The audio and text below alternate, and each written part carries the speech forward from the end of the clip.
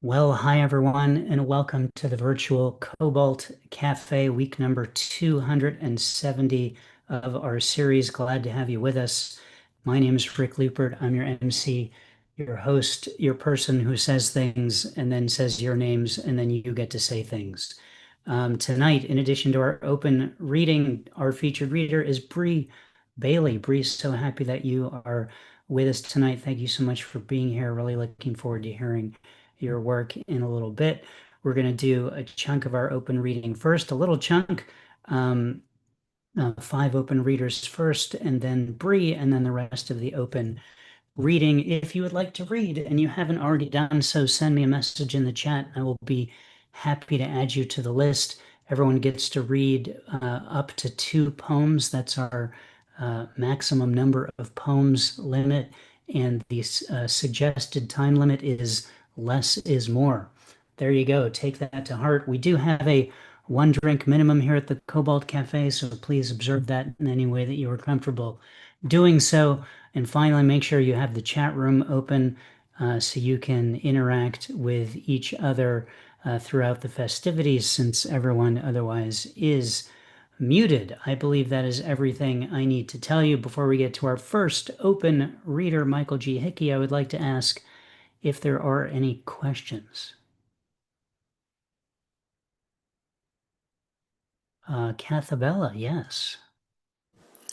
Rick, with all the traveling that you've done, is there one thing that you look for in each trip that holds it together or like connects the dots between all of them? Wow, great question. I know I tend to remember the places that we've been by the food we've eaten in those places. The best trips are the ones where the best meals come along. And it really wouldn't be a trip without Addie along for the ride, connecting all my dots. Because otherwise, my dots are all over the place. I left like 8 dots in Japan this past summer. I don't even know where they are. Well, that's not true because Addie collected them and brought them home. So I have them back now. So, yeah, some kind of combination of Addie and food. I feel that. And when I ask the question, I could feel that answer because it would be my answer too, only it would say Rick. Right. That's confusing because not me, Rick, but you have a Rick. Yeah, Just not so you you, know. Rick. Right. We have a Rick too. So Did I tell you about I the don't time that know how you Cathabella and I feel. I accidentally went home together because my name was Rick? It was very confusing. Uh, Anyway, Cathabella, good question. Thank you for asking that. Martin Parker, yes. Good evening, Rick. I was just wondering tonight if you have ever been to a lemon orchard. Hmm. Um, I have a single lemon tree in my backyard. Does that count? I think it has to, yes. I think I should have Well, remembered I've that been from to the a previous very question. minimalistic orchard then, I'd have to say. Cool. Well, we'll All find out right, why I'm cool. fascinated by that in my later. So Can't wait to find out how all the dots get gathered up and put together. Thank you, Martin. Any other questions before we get going?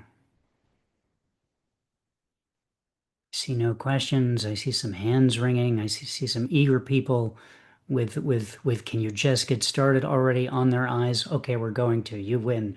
You win, everyone. Okay, 5 open readers, then our featured reader, Bree Bailey, Martin Parker, and your whole lemon self. You are on deck. Please welcome now Michael G. Hickey. Hello, Michael.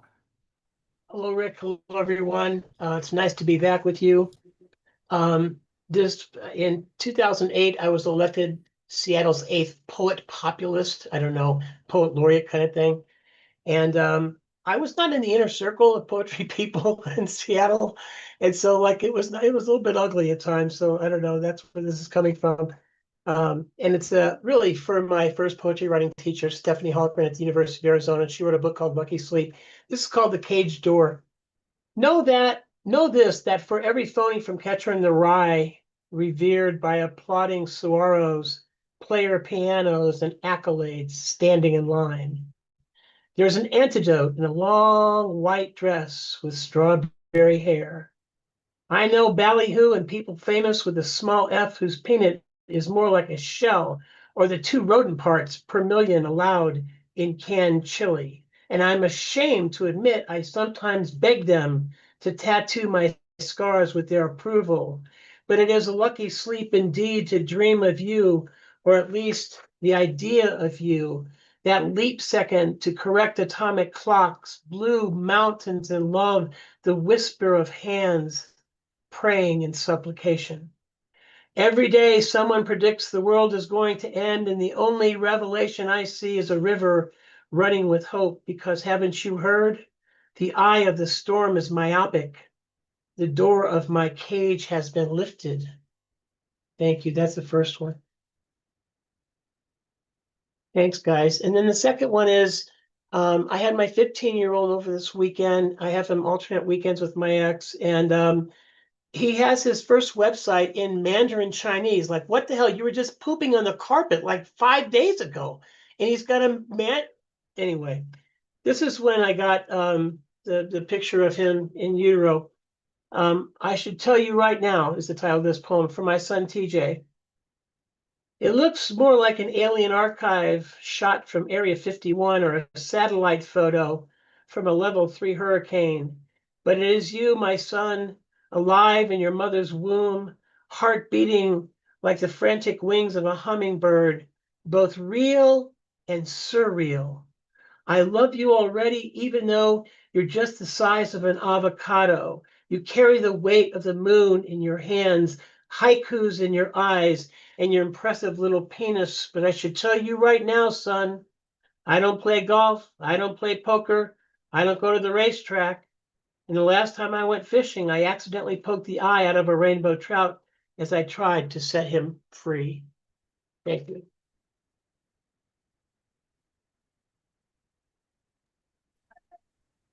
Michael, I was alarmed by the fact that your child was pooping on the carpet some time ago. That was like age 3, though, you know. There's a difference between potty training children and cats. I just want to. Yeah, I found that out the hard way, Rick. Okay. Well, let's compare notes in a little bit, and we'll see if we can't, fix this for No, future I'm sure you generations. have that with Jude too. Like they'll say things and like just wow, that's so amazing that he's speaking fluent Mandarin. I mean, who the hell does that at age 15? Jude has yet to speak fluent Mandarin, but I'll keep my eye open for that. Michael, thank you so much for being here. Thanks for opening up the reading. Well done. Thank you. On deck, Heather Romero Kornblum. Please welcome now Martin Parker. Hello, Martin. Hello again, Rick. Got a poem here. It's from a prompt about what don't you know about something. So I'm calling this a limonemiad, or lemon on the mind. I don't know where this lemon came from. It sits here on my kitchen counter. The tiny label that was stuck to it with glue made from corn, so I've heard, is gone. I probably rolled it up so tight it'd be impossible to open it back up and see if it mentions its place of origin. If I felt inclined to look for it in the whichever overflowing trash can I might have put it in. It's probably a safe bet, though, that it came from California, or maybe Mexico, where my father was born.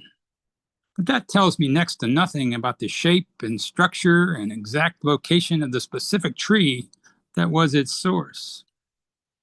I remember that song that admires the lemon tree and its flowers, but maligns the edibility of the fruit, ignoring the many uses for its juice and the fact the zest adds a nice flavor to the cinnamon-laced rice pudding I learned to make when I was a child from a kid's cookbook about international recipes and this recipe was from El Salvador. Or that when you cure the whole fruit in salt like they do in India and Mexico, among other places, it makes a delicious addition to a curry or tagine.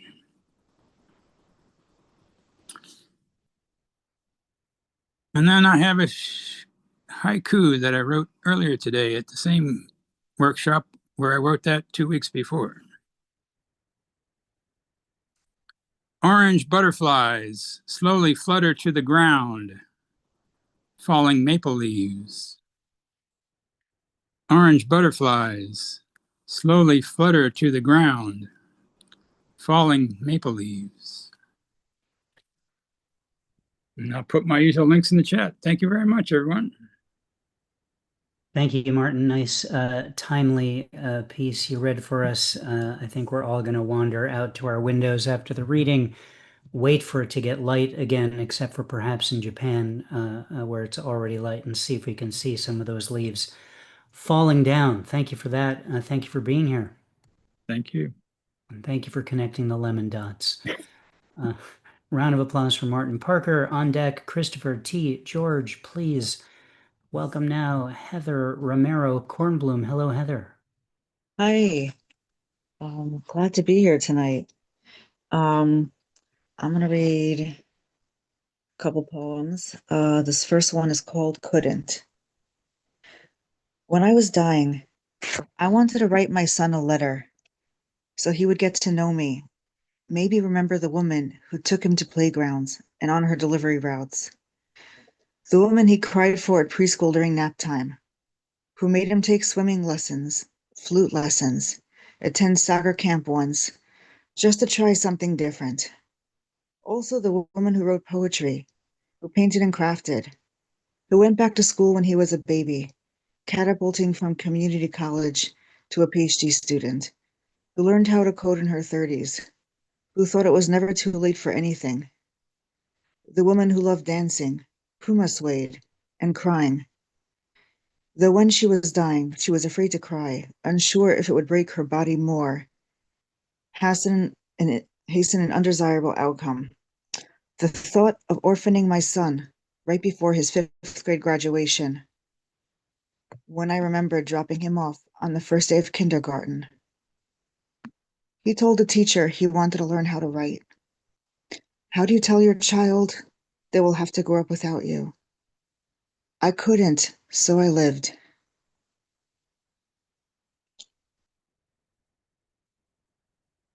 And this is the next one. LA in the rain. I never wanted my family to end. I remember how hopeful we moved the contents of my son's life. I anticipated sharing with him again. I imagined him sleeping peacefully in the sun-drenched room, looking out to hills. Instead, it rained into the apartment, the building hallways lined with buckets and cigarette butts. One of the cats did her business on his bed. As I was left alone, broken spine, too open, with holes that couldn't be patched, I thought LA was a desert where I could leave everything outside. So, Wow, really great work, Heather.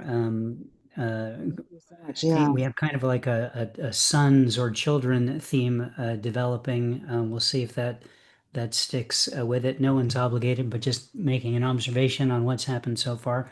Thank you so much for being here. Really great to hear your stuff tonight. yeah, thank you. Round of applause for Heather Romero, Korn Bloom on deck. 2 more readers than our featured reader, Bree Bailey. On deck is Kevin Lemaster. Please welcome now Christopher T. George. Hello, Christopher. Hello, you should be able to hear me, I think. Yes. Okay. Yeah, a couple of poems. I have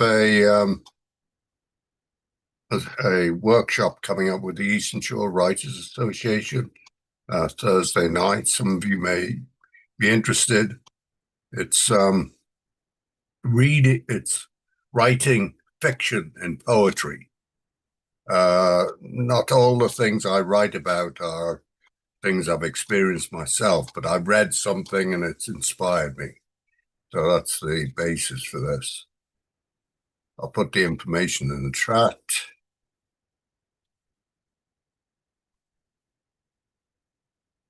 The grave digger of Lesbos. It was never my intent to care for corpses, I came to Lesbos to study classics. Somehow along the way, I became a soother of the dead. Refugees stiff in flimsy boats or washed ashore in parts. Understand me, body parts don't unnerve me. I bury all according to Sharia law. I do the same for a whole body or a foot. I wash it tenderly, shrouded in white cloth, and pray, facing Mecca. Allah forgive our living and our dead, shaded by Sappho's olive trees. And then something on the lighter side. The news are Putin enters a Moscow restaurant. A flunky whips off the leader's parka. Another eases him into a dinner jacket. He barely breaks stride, enters a private room of vodka, caviar, borscht, and braised steak. The rivers of Russia rise, ice flows creak and melt, cracks yawn in the permafrost, while the nuclear arsenal ticks in its secret caves, and a prisoner groans shackled to a lime green wall. Putin flexes his biceps, chews on a Cuban cigar.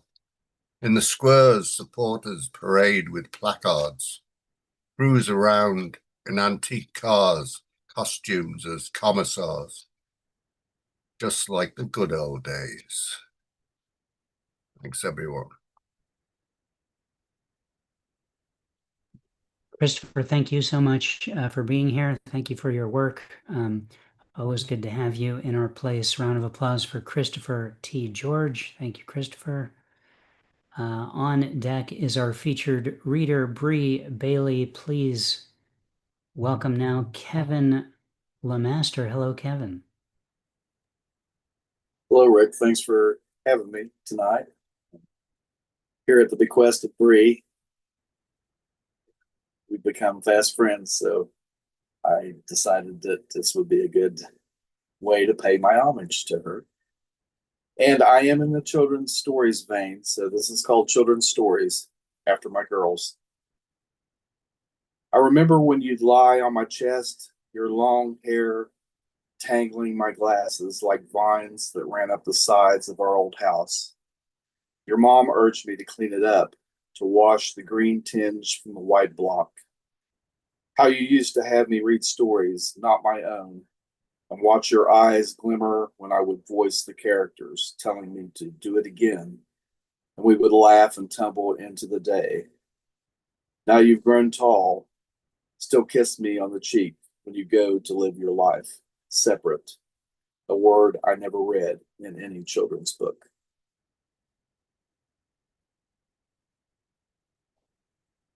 And this one is called What Mixes with Love to Make Blue. The color of hard work is brown, is love, is a rising together that feels like mixing palettes to form a color we can all agree on. What mixes to love with love to make blue, to make the sullen shade of sadness. Orange rhymes with nothing, with utter absence of unity. Describe its sweetness, then tell me how it tastes to be alone. The dirt under the fingernails is love's first victim. Love's only defeat is what you feed it, not how much you give. Quality, not quantity. A fist raised in the air equals fight, equals another color of love, the color of human, the color of bone on bone, the color of us together. Thank you. Wow, Kevin, stellar intro to Cobalt Poets for us. Thank you so much for both of those poems. Tell me how it tastes to be alone is a line that'll be sticking with me for a while. I'd like to pretend there's bourbon in this and salute you in Kentucky. I like to If pretend there's bourbon in this too. So salute. Very good. Well, we have that in common, I guess. Please come back and read some more for us. Great to hear your work, and welcome to Cobalt Poets. Thank you. It's a pleasure. Thank you. All right, round of applause for Kevin Lemaster. I hadn't met Kevin before, and when there's a new person in the chat room or who shows up to the Zoom, I always check Facebook to see if we have friends in common, and it turned out we have 489 friends in common, which is just the cutoff. Anywhere below 475, and there's a whole application before I let them in. So you just made it, Kevin. Glad to have you here. On deck after our featured reader is Carrie Cox. That leads us now to our featured reader, Bree Bailey. Bree is a poet who was put on my radar by our own community member friend Heidi Casa, who's with us here tonight as well.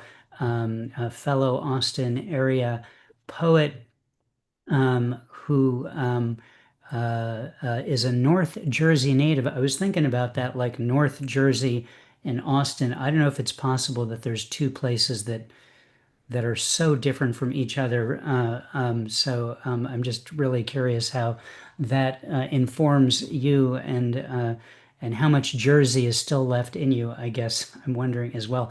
I was born in New Jersey, so I can make fun of it. Although I did leave when I was less than one, so I don't know how much Sorry, credential I thought I was still actually. muted. No, that's No, okay. totally. I crave reaction, so this is perfect. That's the Jersey in me. There it is. Yeah, there's a noise that comes with Jersey, and we've heard it. We've already heard it, ladies and gentlemen. Yeah. Bree has a new book out from Right Bloody Publishing, which really excites me as well.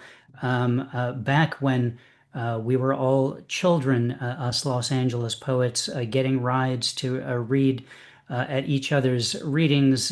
Derek Brown, who's the captain of Right Bloody Publishing, was one of those people who I got to interact with a lot. And I remember when he was talking about starting Right Bloody Publishing and laying out how it's going to work and all this kind of thing. And it's blossomed is an understatement on what's happened with Right Bloody to this really beautiful press that so many amazing people are on. So when you say you have a book on Right Bloody Publishing, to me that has a lot of weight. You know what I'm saying? It really feels good and important and special, and people with a lot of heart have looked at your work to choose to bring you into that family. So that's really cool. I know you just finished your first tour for the book this year. That's really cool.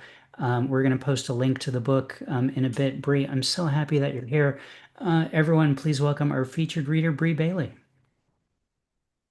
Hey everybody, I'm so glad you mentioned you're from Jersey. You don't know how Jersey, like that's every New York, New Jersey, Pennsylvania, like we're all a cohort of unusual. So I am so happy to be next to you in this energy, Rick, and whoever else is also from the trifecta of glory. And I love seeing so many names.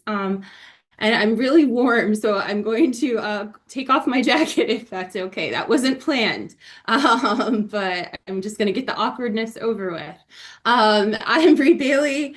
Huge thanks to the Cobalt series, to Rick, everyone joining tonight, especially on a Tuesday. My daughter gave me good luck energy before this, so I'm going to ride that. I'm the author of Wailing on Whisper Street, this book right here. I'll be reading the first poem from that book, and then I actually want to read a few new poems, if that's okay. I wanted to say that those of you that have books out or might not have books out, it takes a very long time once you even get a book deal to get a book out.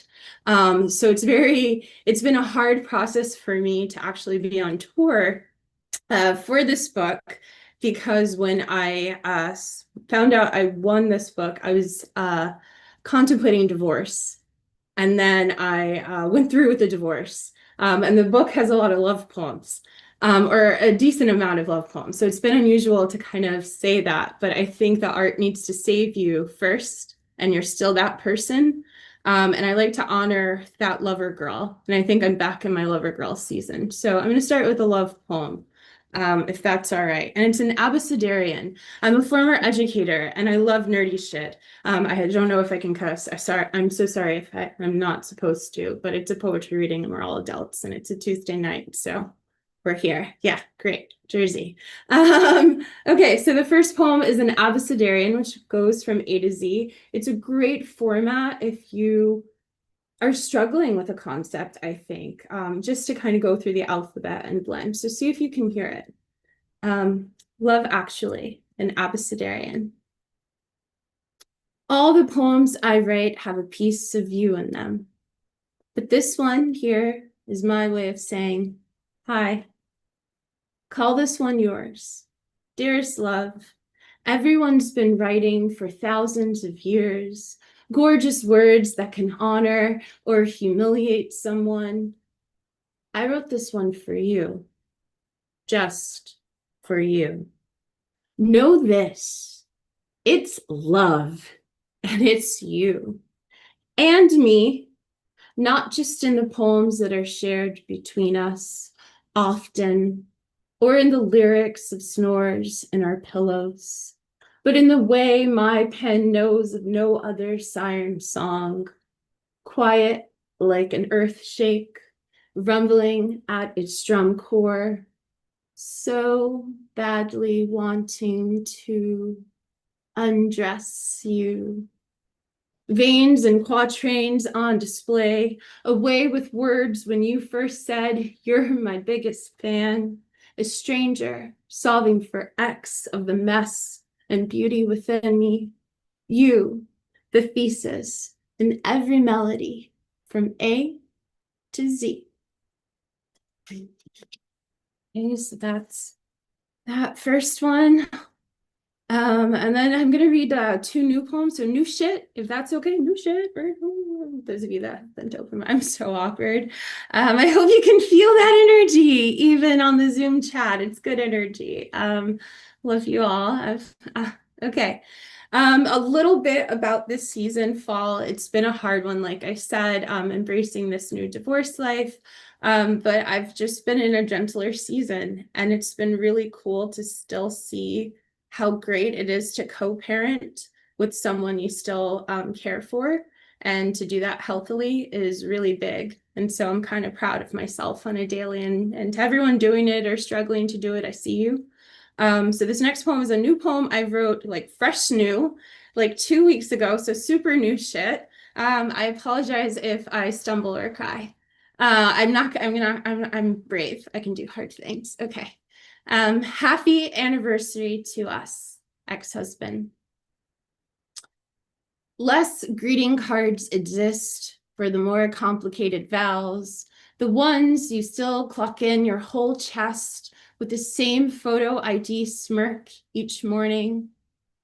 Do anxious avalanches know when they begin, how many rings they will bury under snow? I can still taste the rice we flung like love-crazy meteors, hear the clink of champagne at our tissue paper altar. When I chose good riddance forever, after tears soaked the hem of my denim summer dress, I knew it was a last kiss to the story of our butterfly wilderness, not some harsh exile, but a monarch release. Poets say we exist for love that grants us peace, like the blue-eyed child who made us a family, even when our wedding cake crumbled. I choose her, I choose growth, and in a strange way, I still choose you. Former best friend, co-architect of my wildest dreams. You're the one who made me better back then beneath the light beams, our hearts merged in concert lines and couch talks of hope. No emergency contact anymore, but yet the first phone call in a turbulent storm. The quiet glory of what we made hums behind every choice we weigh. Now just as a gentle reverb in every line we write and wrong. How strange it is, though, After all we've been through, you stay a permanent keeper of my big bright future. How strange it all is that I still somehow choose you. I do. Okay, next one. Only because I sent that to one of my really good poet friends, and she was like, girl, that poem was way too nice to him. So to friends for being amazing and just lifting you up and keeping you smiling at all times of your life, here's to them. And so nice to see those faces on this call. Also a new poem, hopefully in my new book. To the friends who love me more than lovers do. You cooked me herb salmon, and I ate it quickly with 2 hands, though I never saw food named seafood that I wanted to ingest. You honeymooned with me in Greece, drizzling honey over my hidden crumbling ruins, promising our sisterhood love would not erode like stone. You took me for a daddy-daughter nose-piercing afternoon, sharp silver pressed into my soft bastard skin, a pain we chose to make peace with, a mark we carried. When I needed 4-hour lectures, you poured 4 frozen margaritas and rolled 2 blunts instead, drowning my sad rush before they could rise like riptides. You rescued me from guilty mass, hopped fences in twilight from incense-heavy sermons that tried to bury my shame alive. You hid remotes and freezers, froze time when I begged for pause to life's sad entertainment. We thrashed against concert rails, roller skated at discos, bodies attempting at breaking like beats against sound, found rhythm and reckless devotion to urban street bass. You rubbed my feet far beyond mountains when I grew sea legs, when the world swayed beneath me and I could not stand on my own. You offered me meds like olive branches, like honey, a quiet truce between my mind and my body. I've never been good at asking for help, but you've made me a believer. You bought me a soup flight when I had no more fight, warm spoonfuls convincing me to stay one more day.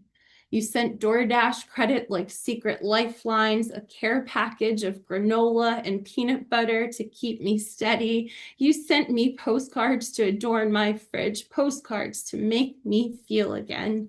No doubt angels exist in the ticklish underbelly of friendship. Thank you. And I'll do one more from my book. This is a published piece, so hopefully I'll nail this one.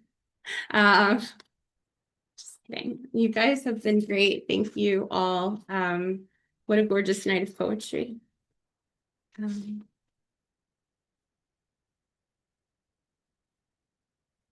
I have to accept that all of it will not last.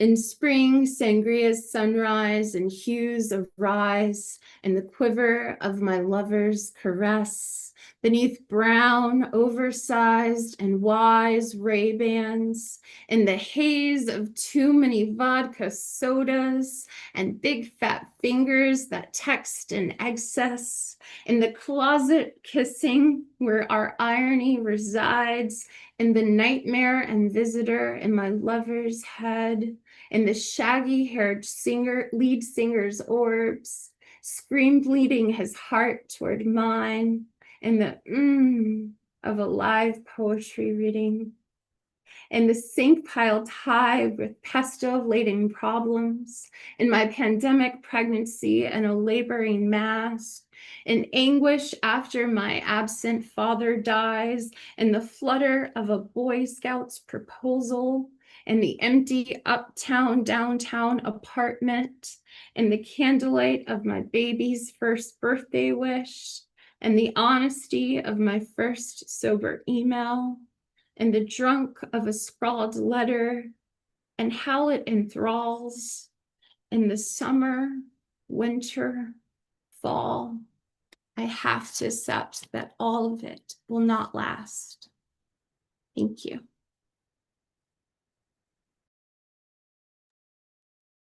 Holy moly. Sabrina, Bree, I don't even know what to call you anymore. That's just how it went. First of all, yes, if you are from Jersey and you don't swear, it just pretty much invalidates the whole reading. So fucking A, well done there. I was really intrigued by the thought that you might stumble or cry. People have cried a lot here at the Cobalt. No one's ever like stumbled. I've never seen that in a Zoom reading before. So I was almost like, well, what would that look like? How would that happen? Do we need do we need chair lessons, to just as a safety precaution for people? Those are just some of my thoughts on that. What else did I make a note? Really beautiful lines. There's so much of your work that I could spit back at you to say, look at that line, look at that line. Butterfly wilderness, drizzling honey over my hidden crumbling runes. I mean, I had to go take a shower during the next poem after you said that line. I would just have to say that you nailed it.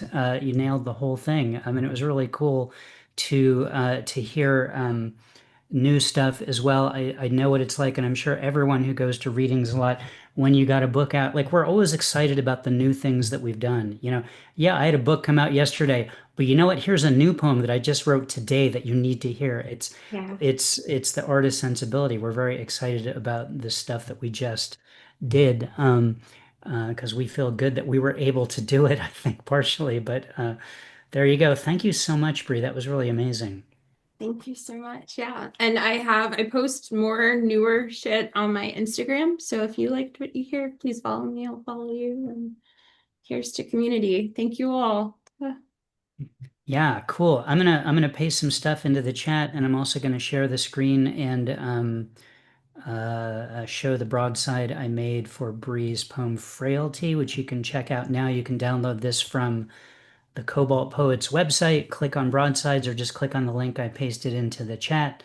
It's an 11 by 17 print that you can either print or just look at, whatever it is that you prefer to do. It's available for you. This is how we compensate our featured poets, making one of these things and hoping that you'll consider tipping our featured poet. Just like at an in-person reading, when the hat gets passed around and you have the opportunity to put some money in it to thank them for their reading, to tip them. I've pasted Bree's Venmo into the chat, so please consider tipping the virtual hat in that manner. Another great way to tip a poet, of course, is by getting their book. And you can pick up Wailing on Whisper Street everywhere that books are sold online. And I put two links there, one to Amazon, one to bookshop.org. Bree mentioned her Instagram that you can check out, and there's also a link to Bree's website as well. So, Bree, thank you so much. That was really a fantastic reading, far too short and really beautiful and beautifully frail in ways. I would have to say, if I can quote your the poem that you sent the broadside for. So, all right. Round of applause for our featured reader, Bree Bailey, from Austin by way of Jersey. Yeah. Next week, before we get to the rest of tonight's open reading, I will quickly mention that I don't know who's being featured next week. Valley Contemporary Poets, VCP SoCal Poets, was supposed to tell me a name, and they haven't done so yet, so I'm hoping they let me know that soon. Otherwise, it will be an all open reading next week. So there you go. Other than that, you can click on calendar and see who we have coming up. I think we have every week scheduled for the rest of the year. So check that out on the calendar on the Cobalt Poets website. All right, the rest of tonight's open reading, just a reminder for anyone who came late, 2 poems maximum, less is more is the suggested time limit.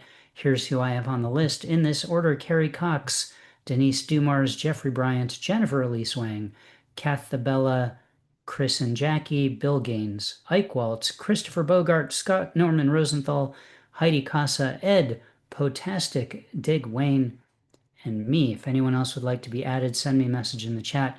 Happy to add you. So Denise, you are on deck. Please welcome our next reader, Carrie Cox. Hello, Carrie. Hello, Rick. Hello, everyone. Excited to. Um, I noticed my poems are similar. They're not actually written that close together, so kind of interesting. But the first one is called The Big Reveal. The big reveal was just an empty heart with no blood, just the vessel itself still beating, still pumping nothing but blessings and breaths of new air into the world. The scent of wildflowers on wind comes from there too, on certain pregnant days in spring. The idea that there is no God other than the one we craft as carefully as surgery on the delicate ideas of us intertwining, as if snakes still told us what to do from inside our own skin. So we gorge on the fruits of lost and missing channels, chambers that echo of undulations, electric and steady, knowing now that good and evil grow from the same seed and a single bad one poisons blind appetite and a hollow thirst for new knowledge. Your scent, the smoke of ancestors' fires eclipsing easy answers. A swimming moon howls like gasping gills gone dry, all the willpower to want less laying like a lasso at your feet. Looped around the beams of buildings you'll pull into place when you power these myths into being again, recreating every last sigh let slip before stripping down to this essence fed mouth to mouth, a mother bird, too tired for fortune-telling fruit, learns to trust what hides in the empty places, the architecture of a way out.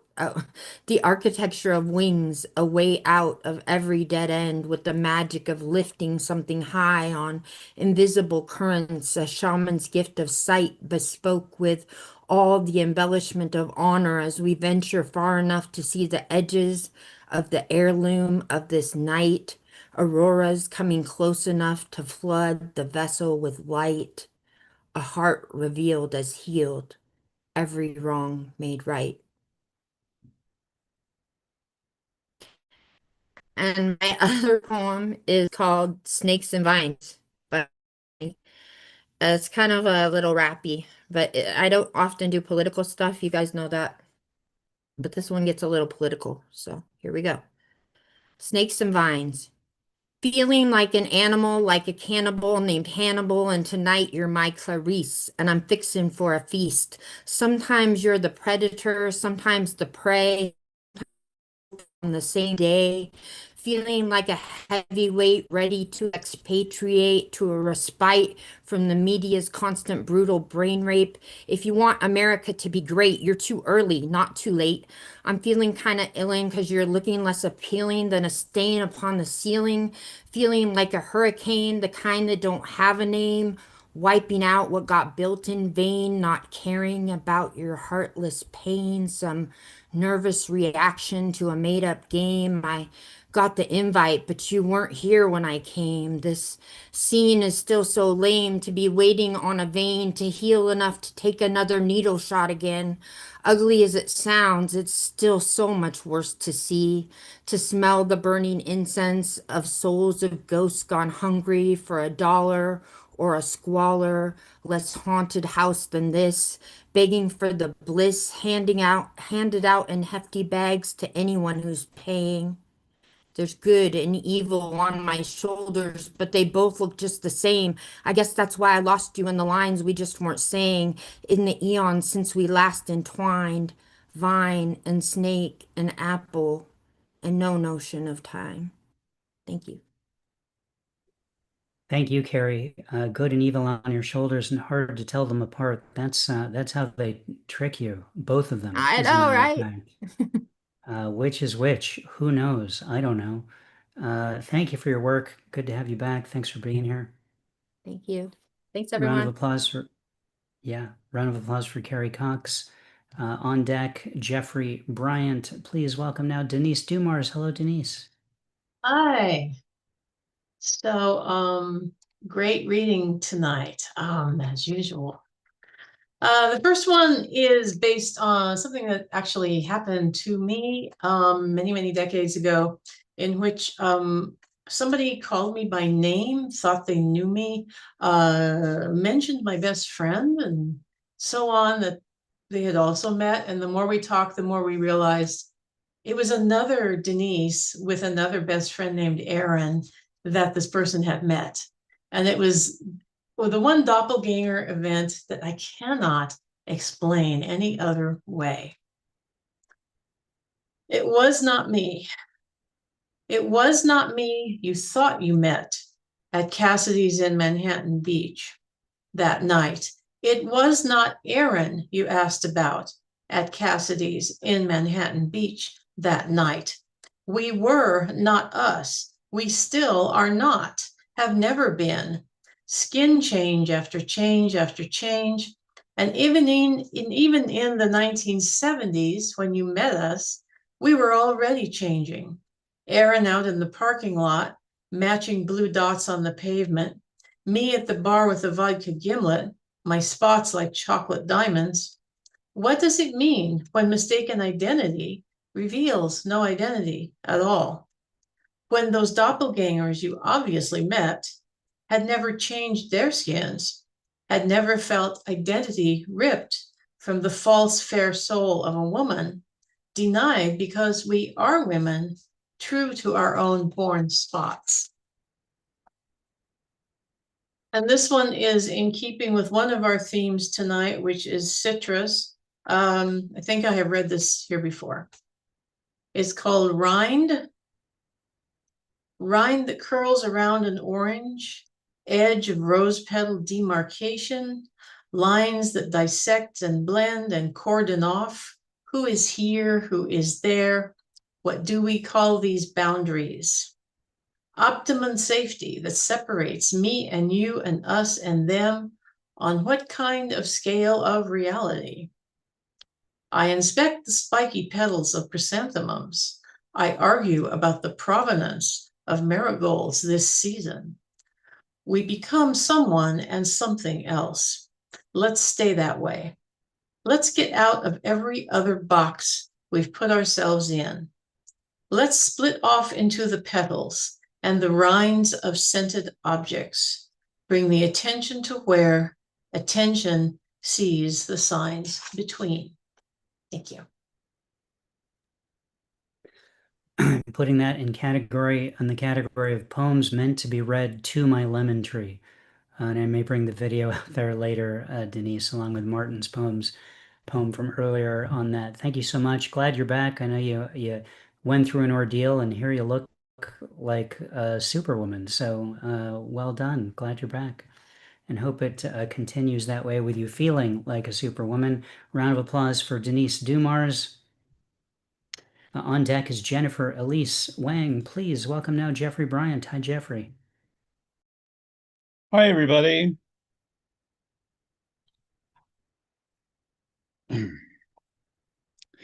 Don't pull me from this skin yet. I'm falling in love, damn it, and it's far from ideal. Turn the news off and just leave me inside an oratorio to an illustrated man where he's the tenor and I'm the aria in his throat. Milk duds are for sale at the Met. I just want to live long enough to set one on his tongue in our box just before Mimi dies in La Boheme, to swirl in his mouth and slowly turn his tears into milk chocolate. We all have our reasons to live. This is mine.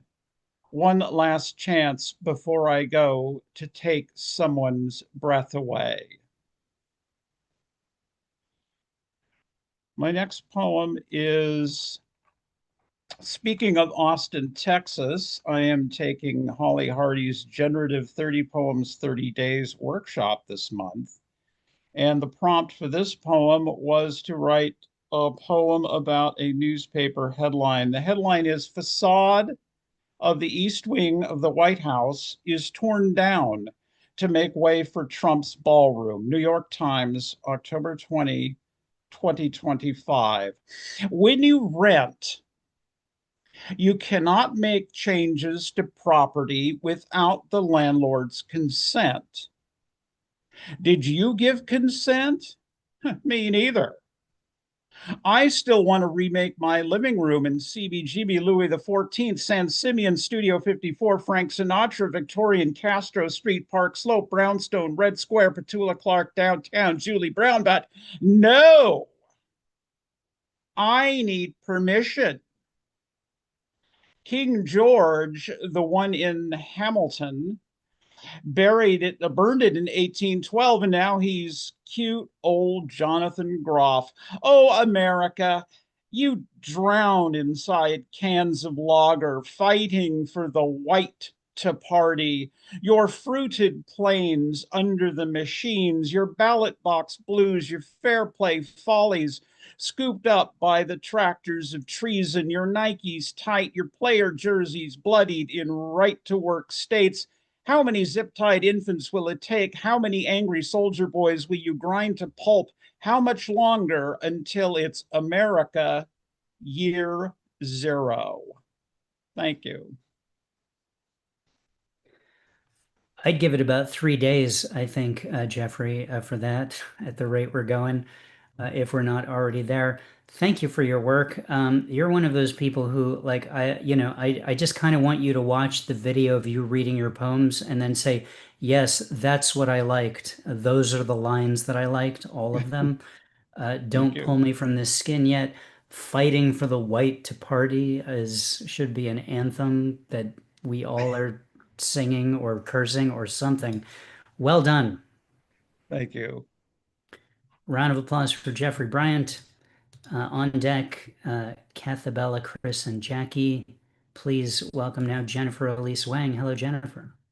Hey, so I've got two. The first was a new poem that was commissioned by a queer organization here called Badge of Pride. They created the largest queer history exhibit in Texas that recently closed, and a bunch of us local queer poets in DFW were commissioned to write a piece in response to something in the exhibit, and then we presented it. So I'll link the live stream. My piece was on Taiwan's marriage equality buttons. Like, they had a whole collection of marriage equality buttons, and there were two that were about Taiwan, and it being where my parents came from, I decided to write about it. And there was also a baseball pun, which is why this poem is called Home Run. Ball one. I didn't understand baseball metaphors for sex as a teen. Too ace to remember the bases. It took so long to get pitcher and catcher. My queerness came into question. Ball two. I never understood why girls weren't supposed to play baseball. If girls are safer with the softer ball, how do you explain female skaters slamming on the same concrete as the guys? Strike one. I was saving myself for marriage because it's what good Taiwanese American girls did, but I never felt like a good Taiwanese American girl. And what if I fell in love with another girl and gay marriage never got legalized? The idea of saving myself suddenly seemed stupid. I didn't think I was part of the rainbow then, but there was always the what if and my secret desire to be butch, because tomboys are supposed to grow out of it so they wouldn't dirty their white dresses.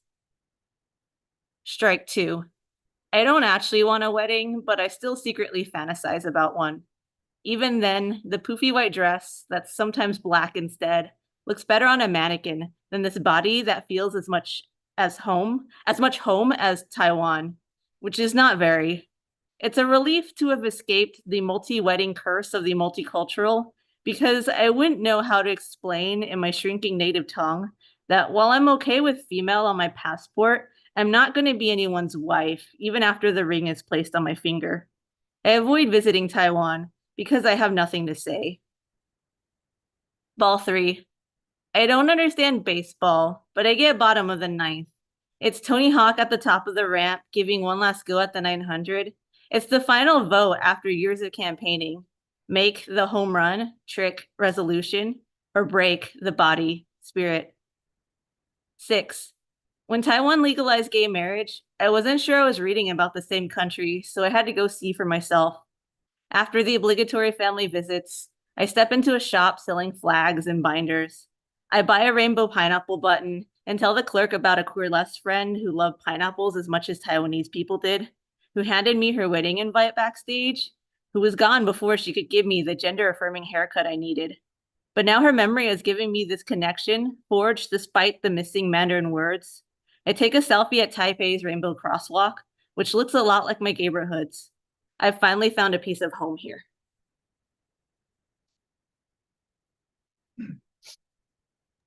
And my second one is something completely different. So every October, my friends in this D&D fan group create fan works every day, kind of in the spirit of like Drawtober.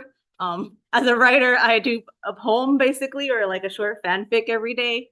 Last year I did a haiku. This year I was like, I'll add a line. So now it's quatrains in mostly the style of Emily Dickinson. And so this piece is based on a character who's a changeling. And so here it is. I am the one remaining here whenever death stops by.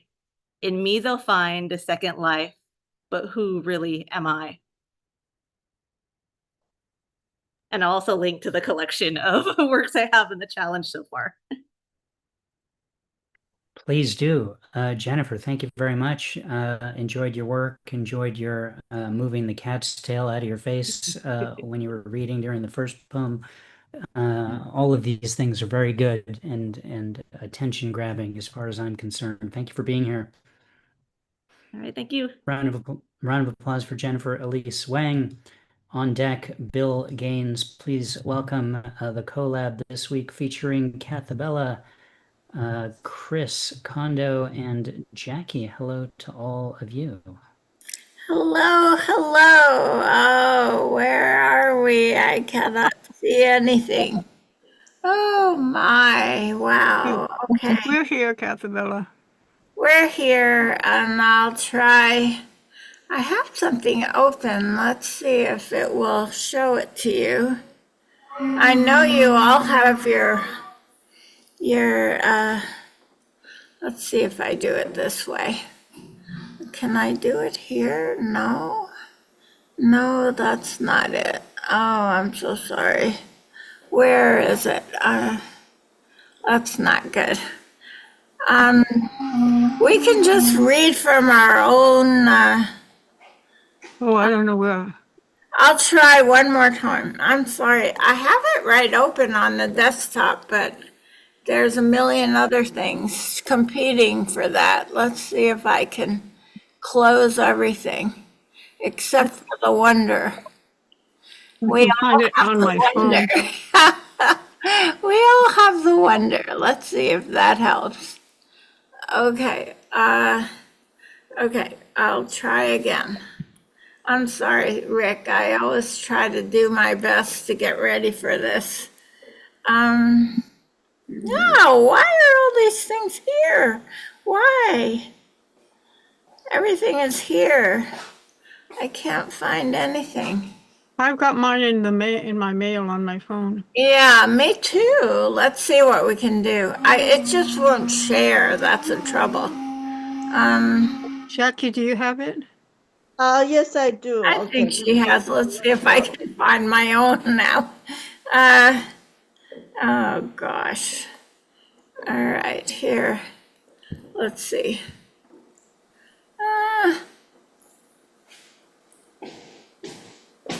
Traveling to the Edge.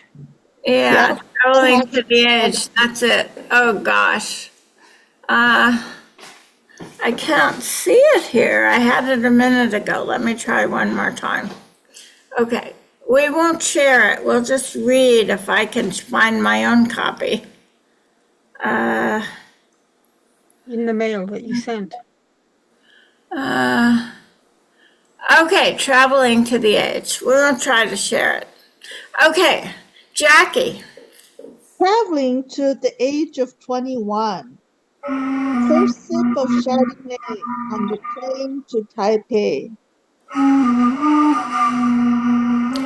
cross country to visit our old family home. My mad old sibling suddenly reborn and waiting, guardian of the gates. Jackie. Not visiting the Gugong While in Taipei. I wasted my travels in nightclubs. Traveling to the Universal City Walk just to dine at Panda Express. Oh, read that one again. It's really great. Traveling to Universal City Walk.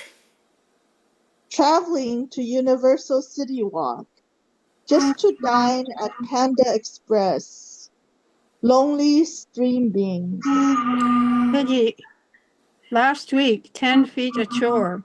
Today, 20 feet a marathon. Waiting for sunrise in our homes. Space, comforting and safe. So we're hoping Siggy is doing better and better. She had a gallbladder attack, and was in the hospital. Now she's in a care recovery place and in a nice place. But they can't get her online right now. That's all. But she was online yesterday. Here we go, Chris. These days, when I can barely walk, I depend on friends who can make the journey to my humble mountain home. And we have somebody coming tomorrow. Yes, I'm so happy. I would like to cruise down the road, but there's this life that often hinders rather than propels. It's a beautiful, beautiful thing. Come to save the day down the old driveway. The laughable roar of the Bad Dream Moving Company. Magical circus van. I never travel alone, with you as a hitchhiker in my heart. Constellations of driftwood and stone, they leapt on shore into my imagination to come to life. Thank you, everybody. That Yeah, was thank wonderful. you. We didn't get it on screen this time, but we're all here, and here's Rick. Yes, I'm here. Bye. I was playing a Persian ney, which is made of reed and decorated a little bit. It's hollow. You can see through it. It's played inside the mouth. Beautiful. Thank you, everybody. That's great. Thank you guys very much. Appreciate all the work you put into bringing these to us. I hope Siggy gets better. When you said gallbladder attack, you didn't specify it was like, was it her gallbladder or did one come from around the corner? Yeah, that would have been better, right? She freaked out had about that. gallstones and it was really painful. She ended up in the hospital and they didn't take out her gallbladder. They just drained the gallbladder. So that's my story. And Well, very good. Glad that she's doing better. Cathabella, Yeah. thank you so much for the update on her. Please pass on In our detail. well wishes. So thank you guys very much. Thank you, Cathabella. Siggy, thank you, Siggy, wherever you are. Chris, Jackie, and Rick, great to have you all here. Round of applause for the collab. On deck, Ike, Waltz, please welcome now Bill Gaines. Hello, Bill. Hello, how are you? I am going to read one. This is a brain poem. It's called Large Thought Collider. Excuse me, I'm having phlegm issues. Excuse me. Okay, here we go. Large Thought Collider. Sometimes I think at the speed of light, and all those tiny atoms swirl around, the lucid dreams and the melody farms and philosophy hopes skirting the outer rim of my skull until bang, a collision, a fusion, a ripple effect of ideas and energy, hard to contain and harder to measure. red luggage doorways in a labyrinth of mirrors, begotten and begotten and begotten. Bang! Another strong enough to destroy the first, greater or equal, but invisible, transcendent, gobstopping. A pause, a motionless pause, slower than that. And in the empty spaces between still electrons, line segments to break the dimension, unfeasible and pure, immaculately temporary. And then bang! Ferocity, speed. Entropy always wins, but not always right away.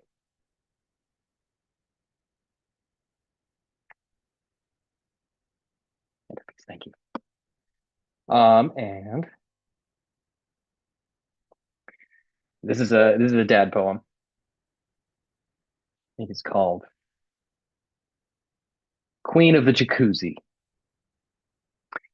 The queen of the jacuzzi in her graceful ballet makes a moving canvas for dancing lights, which no one controls but the waves, which no one ignores once they see, which no one denies give new meaning. And every dancer is somehow entrancing. I drift into dreaming of royal affairs over fire, of tea parties and heat, of pomp and steam, of waving at wind with a slow motion twist in the chilly air of the night. And when I awake, she is dancing. And when I am gone, she is dancing.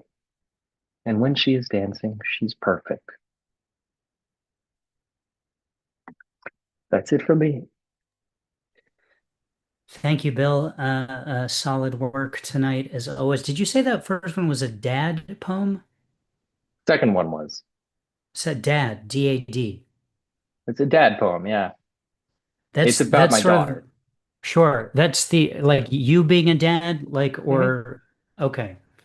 Well, I was going to make some random brilliant comment about how that's the reverse of our theme, because of the earlier theme of kids, but that may not work. No, it's in with that theme exactly, yes. I Okay, wasn't going good. to read it, but I changed it to that one because of the theme. Oh, well, that's beautiful, man. Thank you so much. I really appreciate you sticking with the program, as it were, respecting the program. Bill, thank you so much for being here. I know we've got your featured reading coming up later this year. Looking forward to that in this space. Round of applause for Bill Gaines. Thank you, Bill. On deck, Christopher Bogart. Please welcome Ike Waltz. Hello, Ike. Thank you, Bree, for that super new love shit. And now, Dia de los Muertos. Always the Grim Reaper strikes locked doors at night. Sometimes the living ask, how are you doing? How long have you been dead?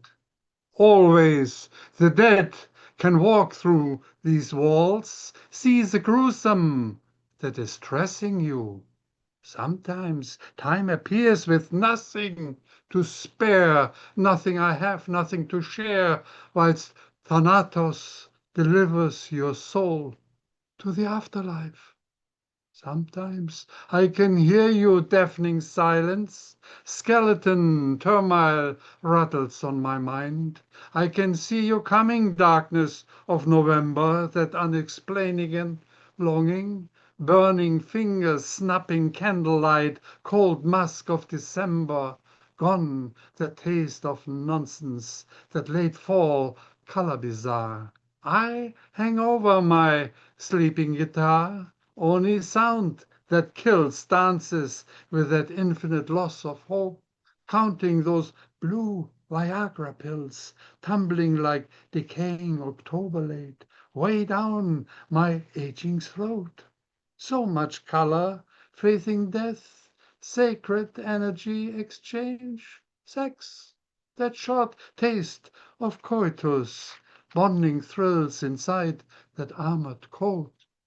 Whispering mind is ticking future time when children blow with the wind, rustling trees, calling ancient names nobody sees. Monotonous order found you, my Cronus of the divine. I am, yes, I hear him scream, you are dead, you are all mine.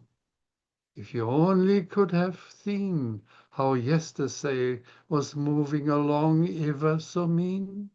What what a thrill to touch your temple of electrocuting fuss, enslaved by the mortal arousing us. One would play hide and seek every day. Let that binary barcode have it. Shit happens. Oh yes, he will find you, so they say. But let the children play with rotting leaves in the earring graveyards of Monterey Bay. The day of the moral dead that built our wall, that promise, give me, you're tired, you're poor, your huddled masses yearning to be free. Desperate fathers, mothers, caged toddlers without trick or treating. Our ghosts demand freedom, not incarceration and beating. What a tragic song that punishes us forever and all. Every moment and in between, holding onto a fake treasure of masochistic delight. These are the secrets that rule our morbid lives. You may trick or treat, whilst I smell human defeat. Precious, sultry high noon, however, splits tongues deeper than scientific time. Let me kiss you, my digital you, cooking an Adam's family stew of truths. Forget me not, just rot, rot, rot. Let me squeeze my lover's G-spot. Kiss a little, thanks a lot. Inside your delicious fleshy bowl of boo-boo, let me discover between your expecting thighs the reflection of I, the booman, you, the boo woman. Boo jangles, boo dangles, boo-boo fondles, boo-boo handles, boo-boo excitement. Oh, I am so lost in that repeating rhyme. Please don't rattle my precious urn. Don't wake my ashes in return, arousing these bloodthirsty screams of history. What's contained in me will haunt you, bewilderment in relentless disharmony. Yes, I can't wait for that roasted turkey's delicious stuffing, my darlings basted kill. At Thanksgiving time, if you will, the Grim Reaper kissed my bloated cheek, aging, he whispers from his toothless face. Aging will make you wise and weak, he says. He knows that wisdom is drained inside those painfully rotten teeth. I yearn for the antique design of my urn, my ashes seek for no better and no return, and so I will rest in restless peace, my case for the forever lost 6 feet ahead of you. Sound on the wrong speed, dancing with a mouthful of wheat. Dia de los Muertos, I feel the pain before my fall. However, should I reappear from these long forgotten deceased? Call a shrink, don't send for the priest. Dia de los Muertos, the Grim Reaper has knocked on my door. The end has come. The new has begun. Thank you. Well, Ike, the Grim Reaper's getting awfully promiscuous with you, if I do say so myself. I hope it ends up being a good relationship. Thank you so much for your piece tonight. Really well done. Good to hear it. Round of applause for Ike Waltz. On deck, Scott Norman Rosenthal. Please welcome Christopher Bogart. Hi, Christopher. Rick, in keeping with the theme tonight, sadly, I don't have any lemon poems, but I do have a sun poem. And if I can share the screen, yep, I'll show it to you.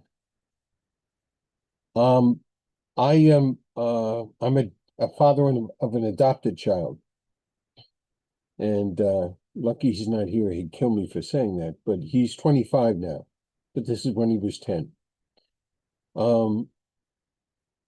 He appeared to be Indian.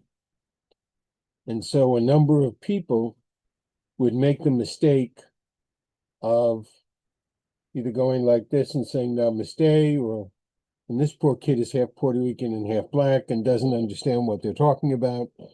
So one day I just got tired of it, so I wrote this.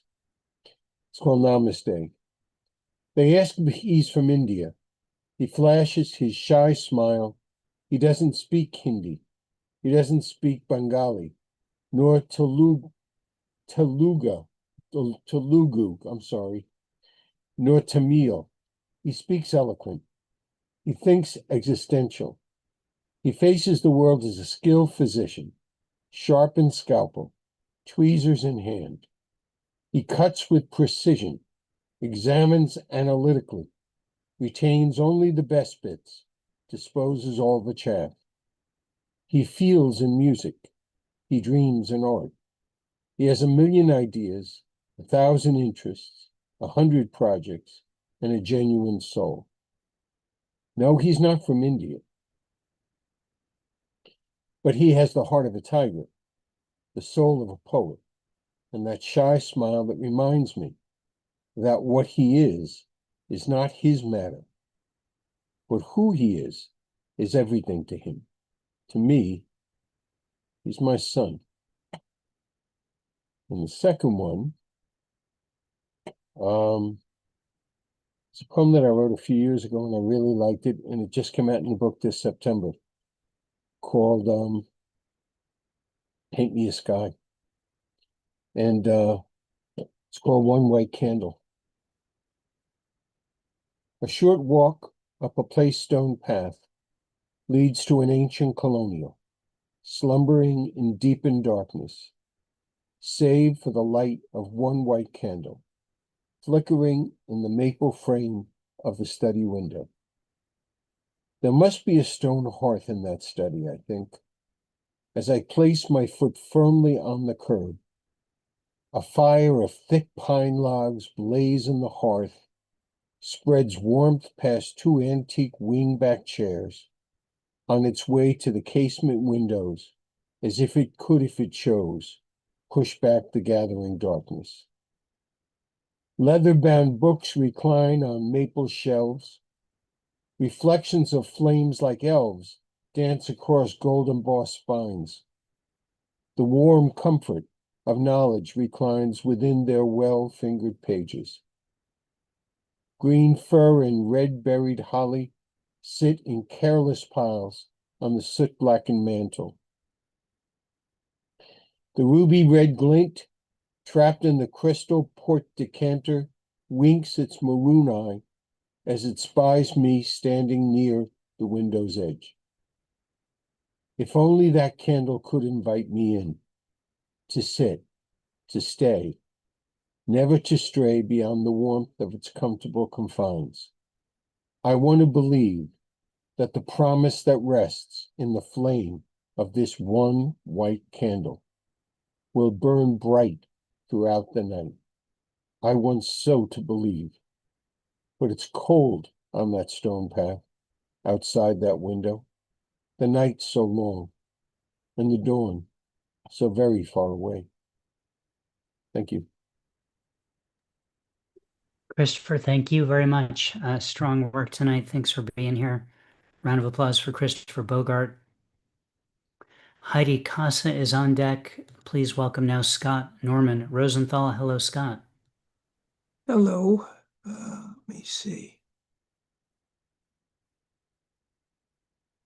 Since I recently rewrote this, I'm going to read it. It's an old poem.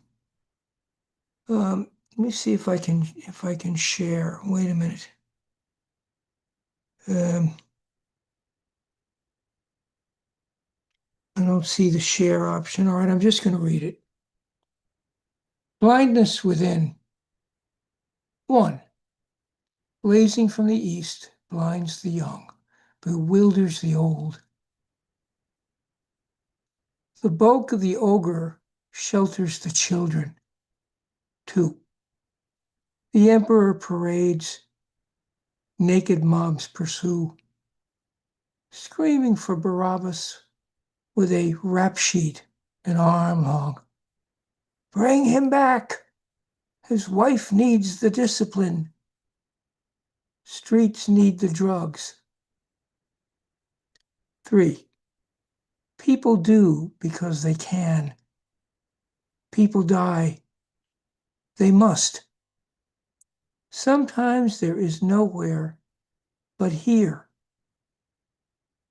History shelters all.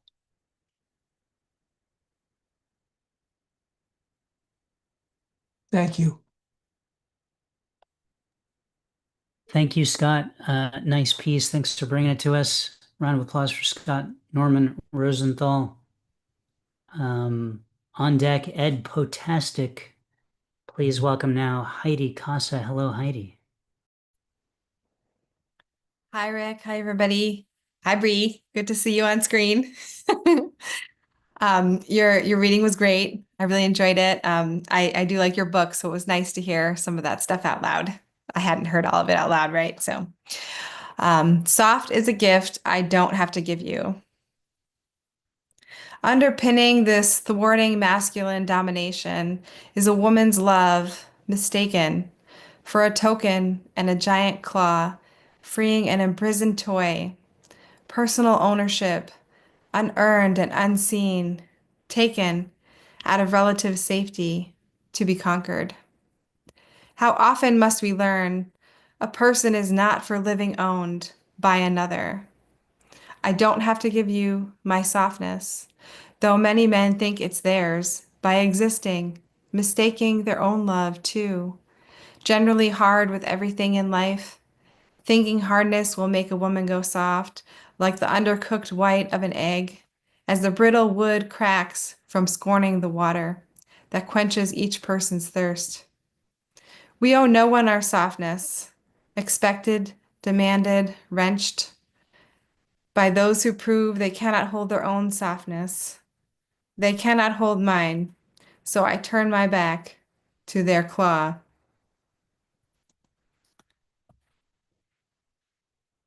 And then I'm going to read one in honor of Elisa Garza. She is a poet that we have recently lost.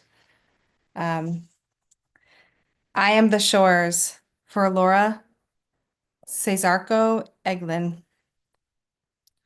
My skin, sand under golden sun, holes for tiny crabs at rest as the waves cycle over. My blood pushing both air and pollutants into pores, seeking equilibrium. Gulls peck the cold eyes of fish caught in seaweed. Jagged rocks scar the view as waves burst into droplets, minute slaps of pain dulled by repetition. The gulls cry and hover, search the margins. Gull's eye view, the shores of my chest, in darkened hues that sharpen on close glide. A browned, flaky close coastline am I, the shallows, marsh seeping to sea. And also, I'm going to be in San Francisco on Saturday. I doubt anyone else here is going to be in San Francisco, but if you are, I have a reading, so come by. Thank you. Anyone just finds themselves in San Francisco, this is undoubtedly a worthwhile thing. Where is the reading in San Francisco, just in case? It's at the San Francisco Mime Troupe. I'm going to put the information in the chat, just in case. Hold on a sec. The San Francisco Mime Troupe? Yeah, there's going to be a pole dancer as part of the reading and a circus performer, a professional circus performer, and also some poets and things. It's going to be great. Will the Yeah. mimes be live interpreting your poems? I don't really know what's going to happen there, and that's amazing. Wow. Does sound amazing and unique, and I hope it's a great trip and they're lucky to have you. Thank you very much, Heidi, for your poem and for sharing the poem of the poet that we lost. The image of the gulls pecking out the eyes of the fish stuck in the seaweed is another one that will be haunting me through the rest of the week, probably. So thank you for that. Thanks, I guess. Indeed. Round of applause for Heidi Casa. Dick Wayne, you're on deck. Please welcome now Ed Potastic. Hello, Ed. Thank you, your wonderful host. They love the most deserves a toast that goes coast to coast. And thank you, Bree Bailey, for your creative words. Our imagination fly higher than the birds. Thank you. They are more nutritious than herbs. Thank you for your wordplay, words, verbs, and adverbs. Hello, my name is Ed Potential. I'm feeling fantastic. It's time to join my rhyme. Follow Sublime. I got two, so I won't take too much time. This is called Inner Borders. Exactly. Blame borders for order. Blame walls for the unjust cause. It's like being in a sentimental box with no windows, doors, or locks. Do you feel the sadness and pain constantly going down our drain? Understand comfort and safety, but that's just a make-believe travesty. Have we not learned from history, which is not just our reality? Everyone wants freedom away from the chaos system. Everyone wants peace away from the instant release. Everyone wants a fresh start away from ignorance at heart. Everyone wants the same thing. Don't take away someone's wings. They might be killers or drug dealers, but some are healers and preachers. Freedom shouldn't be about race, with despair covering our face. Like Arnar said, tear down this wall. Let it smash, crumble, and fall. This land is not yours or mine. Hope this opened borders in your mind. Thank you. And this last one's called Why Not Be Kind? You need to be kind before life kicks you behind. Do it for your humanity to change hearts or society. My grandma taught me kindness with chocolate and a big kiss. Kindness can kill the monsters or change fakers and makers. People always have this question for their unpredictable situation. What's in it for you and me? Well, change if you can see. Some people love to be selfish, but complain about an empty dish. Some people love to be greedy, but aren't they being the most needy? Some people love to be angry, but blame everyone for being snappy. Some people love to be negative, but what about the positive? Life is about you or me. If so, it will be a travesty. Everyone deserves appreciation. It gives them instant satisfaction. Repeat after me. You are a great person. No, but I'm most certain of my reason. Repeat after me. I wish you a nice day. Not only today, but each and every day. Repeat after me. You are enough. Stop being edgy, dark, and rough. Repeat after me. I'm here for you. It doesn't take much to break through. Do you feel calm and better? Hope it brightens your weather. Sometimes it could be a bit hard, but please lower your guard. It's called being human. We all are not made of sand. Do you feel warmth in your veins? Good, it must weigh the pain. It's called being generous. It's different from being oblivious. What's the point of being unkind? Don't get trapped in your mind. If this poem doesn't change your heart, then get some sugar, but don't stay tart. If you ever want a miracle or luck, then don't stay mean or stuck. As simple can be. Please be kind and show glee. Thank you. Thank you, Ed. I don't know who our featured reader is next week, but I know for sure that in 2 weeks you are our featured reader and looking forward to that. Thank you for being here and being a part of this whole thing. Yeah, get it all out now. Actually, don't. Save some of it for then. I feel like you have enough for both those, so it's going to be fine. Ed, thank you for being here. A round of applause for Ed Potastic. On deck is me to close out the open reading. Please welcome now Dig Wayne. Hello, Dig. Hello, Rick. Thank you, Bree. That was lovely. I got two very new poems. This one called Someday. Someday. All the poems I never poemed, all the love I never loved, all the rhymes that never did, all the women I never met, all the sky I never saw, all the songs I never sang, all the languages I never spoke, all the blood I never bled, all the pain I never caused, all the help I never offered, all the thoughts I never thunk, all the fucking I never fucked, all the fat ladies that never sang, all the dope I never doped, all the booze I never snoozed, all the dogs I never bit, all the records I never broke, all the dreams I never had, all the tears that never fell, all the triggers I never pulled, all the windows I never jumped out of, all the bridges I never burned, all the lies I never told, all the cars I never crashed, all the belts I never buckled, all the mistakes I never made, all the lessons I never learned, all the money I never saved, all the kisses I never blew, all the death I never died. Thanks. This one's called Boarded Up 24/7. I recently had some very serious health issues. I won't give you the gory details, but it prompted this poem, Boarded Up 24/7. My analyst told me she had nothing more for me. My pharmacist told me he was cutting me off. My urologist gave me the finger for the last time. My cardiologist broke my heart on a whim. My oncologist has absconded with the results. My hematologist makes my blood run cold. My orthopedist dropped his shingle on my lower back, and my chiropractor is a stand-up comedian on the weekends. My GP recommended I get more practical in my everyday life, generally. My dentist has bad breath. My hot hygienist is stalking me. My barber raised his prices beyond my hairline. My nutritionist is on Wegovy. My gastroenterologist knows too much about me. My personal trainer is in a coma. And my poetry mentor finally told me the truth. Thank you. Wow, Dig, 2 home runs tonight. Pretty good for just being up at bat once, I'd have to say. Really well done. What was the title of the first poem? And here's why I'm asking. You could call it The Night is Young. I called it Someday. It's like the same thing. I guess so. Well done. You should be proud of yourself. Two really great poems tonight. Thank you very much, Rick. Thanks for listening, everybody.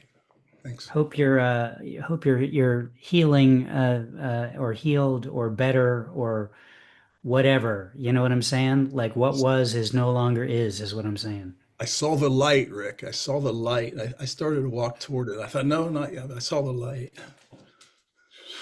If I see you in a Starbucks sometime in the future, I'll give you all the details. Okay, I'm gonna head to all the Starbucks in your neighborhood and see if that happens. Dig Wayne, everyone. Thank you, Dig. Round of applause for Dig Wayne. Thank you. Okay, I'm going to close out the open reading with two poems. So I mentioned a couple of weeks ago when we last were together that I'd finished a 7-year project of writing a poem for responding to a line from each of the 7 parts of each section of the Torah. That ended, and then I had to figure out what to do next. And so what I've decided I'm doing for this new series of poems is I'm looking at the translation of the title of the story in the Torah and responding literally to the translation. The very first story in the Torah, which came up this past weekend because we started the whole thing over, is the Hebrew word Breshit, which means in the beginning, which is the title of this poem. In the beginning, there was nothing, and literally everything had to be made. Now there is everything, and people still want more. Just yesterday, I overheard someone say it took 7 days to make the world. Maybe it was on television or on a bus, though I wasn't on a bus, or just a nearby conversation that I wasn't part of. It took all my strength amidst my obviously vast Jewish knowledge to not chime in and say, you know, it actually only took 6 days and the 7th day was a day off, which we're still supposed to observe. But people rarely do based on the number of work emails I get on Saturday. Not that I'm checking my work emails on Saturday. No, I didn't say any of that to whoever had said the first thing, and I felt like I'd come a long way since the beginning when I was more than likely to say the kind of things no one wants to hear. Now I just write them in poems, which take a day to come up with, and then I take the next 6 days off. That's not how the numbers are supposed to work based on my vast Jewish knowledge, but this isn't the book of Numbers, so I wouldn't worry about it. This is the beginning. Let's see where we go from here. Okay. So look forward to me translating the Torah for you over the next year. That's going to be a fun project for all of us. As always, I'm pleased to sign whatever you need for your rabbi to confirm that you participated in Torah study. This second poem I threw in because of the theme that developed. My son's name is Jude. This poem is called Hey Jude. Whenever I ask the question, do you know who's singing this song, to my 10-year-old in the back seat of the car, invariably he answers, the Beatles. And he is correct, as I only ask him this question when they come on. He's been dealing with this since he was in the womb when his pregnant parents, saw the film Across the Universe on the couch one evening and, in a fit of revelation, knew exactly what we would be calling this impending permanent visitor. Whenever someone meets him and learns his name, it's impossible for them to not cry out, "Hey, Jude!" It's like a hiccup, involuntary, can't be stopped. He used to tell everyone he hated the Beatles, and then at a certain point it all clicked and he started demanding their voices on the car stereo. Who wouldn't want anthems sung to them while being chauffeured to and from houses of fundamental learning, religious institutions, and the occasional pizza parlor? He knows who he is and the expectations people have when they sing his name. He knows what it means and how they used to label people with his name on yellow stars decades before men from Liverpool would front thousands of people, their hands hoisted in the air, nah-nahing like there never was another song. We put every weight on what we called him. He crosses the universe, making our songs better.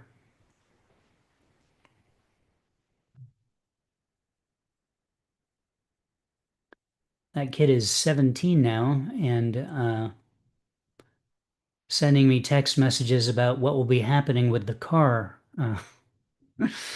while I'm trying to run the Cobalt. So there you go. Ladies and gentlemen, thank you so much for being here. Really fantastic night. Glad to be back. We were off last week. I'm pasting some stuff in the chat again, like I pasted earlier, so we can thank Bree for her really stellar, amazing reading tonight. You can tip her at Venmo. There's her Venmo ID in the chat. You can download the broadside for Bree's poem there at that next link. There you can see all of the broadsides ever published in this series. Click on calendar to see who's coming up next. And if you find out by looking at that who's coming up next week, please do let me know. I know in 2 weeks we will for sure be having Ed Potastic as our featured reader, and perhaps we'll have a featured reader next week. Or it could just be an open reading, which would be fine as well. Also on that page, if you're new here and you haven't already done so, please click on email list and you can add your email to that and get an email every week, and we will be more than happy to send you stuff reminding you what's going on with this series, as well as the convenient Zoom link. Finally, back to what I pasted in the chat, you can pick up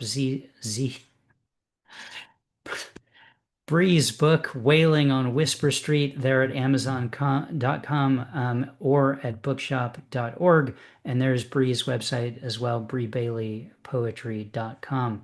Thank you so much, Bree. It was really a reading to remember. Thanks everyone else for being here. I'm going to go ahead and click on the Ask All to unmute before I mispronounce all the other words in the English language. Fantastic reading, Bree. Thank you. Oh, you lit up the stage, Bree. The stage is still smoldering, man. That was amazing. Oh, all of I you agree. are so great. I can't wait to come back and hear more. Please come back. Yes, please Yeah, come come back. back. You were really fun to have here. Your reading was beautiful, full of emotion. I know people get kind of embarrassed when, their voice trembles or, they get close to crying in the middle of their poem, but it's really what makes it special is when you imbue it with your own vibe and emotion. And I think that spoke to all of us Which is tonight. partly that New Jersey vibe with like this incredible linguistic savvy that you have in your poetry in your language. You can't wait to come back. Have a good night, everybody. You Yeah. too. Take care. Have you read at the bottom Bing, Bree? No. Where's You the never bottom? read at the bottom Bing? No. I did a small thing at Cafe Wall, which was magical. Like I have to say, like just being there. But no. I'm sorry.